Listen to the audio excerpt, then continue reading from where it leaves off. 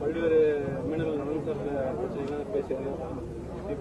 ஒரு தகவல் சொல்லுங்க, என்ன நலன் சார்ந்து ஒரு தகவல் பேசியிருக்காங்க அண்ணே, அது ஏதாவது சொல்லுங்க பாப்போம். தம்பி விடுங்க தம்பி. இதுக்கு முன்னாடி இருந்த பிரதமர் வந்து சந்திக்கலையா தம்பி? இதுக்கு முன்னாடி இருந்த அதிபர் சந்திக்கலையா தம்பி? அவங்களுக்கு நாங்க வந்து ஒரு உயிர் கிடையாது. முதல்ல நீங்க இதை ஆழமா உள்வாங்கிருங்க. ஒரு ஓட்டு, அவன் என்னை வச்சிருக்கிறதே என் நிலத்தில் இருக்க வளத்துக்கும் என் வரிக்கும் தான். ஆழமா புரிஞ்சுக்கிறது இல்ல, இந்த புரியுது இல்ல.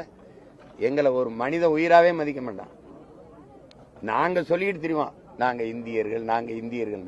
அவன் எங்களை மதிக்கிறானான்னு பாருங்க. குஜராத்தில் ஒரு மீனவனை பாகிஸ்தான் ராணுவம், கடற்படை ராணுவம் கைது பண்ணிருச்சு. இந்திய கடற்படை ராணுவம் விரட்டி போய் தடுத்து மீட்டு கொண்டாருது. அப்படியே எங்களுக்கு அங்க நிக்கிற கடற்படை ராணுவம் எங்களை கைது செய்யும் போது செய்ய மாட்டேங்குது. ஏன்னா நான் அவனுக்கு பொருட்டு இல்ல. என்னுடைய அவமானம் இந்த நாட்டின் அவமானம் இல்ல. என்னுடைய உயிர் போவது அவனுக்கு இழப்பு இல்ல. சாவன் தமிழன் தானே, செத்துட்டு போட்டோம். ஆனா இங்க ஒரு மானங்கட்ட கூட்டம் இவனுக்கே தான் ஓட்ட போட்டு தொலையும், இவனுக்கே அதிகாரத்தை கொடுக்கும். இப்ப கடிதம் எழுதிக்கிட்டு இருக்காரு நம்முடைய முதலமைச்சர் ஐயா. கடிதம்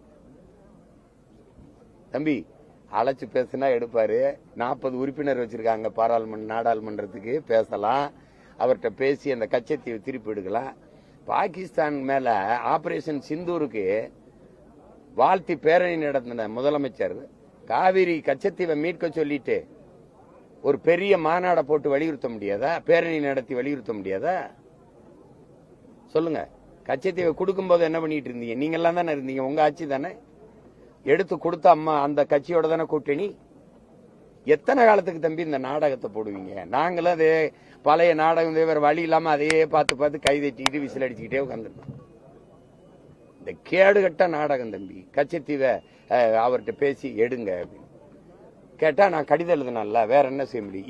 இது தம்பி நீங்க முதலமைச்சரா போஸ்ட் மாஸ்டரா தம்பி? அஞ்சல் துறை தலைவரா நீங்க? அஞ்சலக தலைவரா? பேர் சொல்லுங்க. நீங்க இமெயில், இன்டர்நெட், இன்ஸ்டாகிராம் அந்த காலத்துல நான் கடிதம் எழுதுறேன்னு சொல்லிட்டு இருந்தா ஏதோ போங்க தம்பி, கொடுமை நடக்குது போங்க.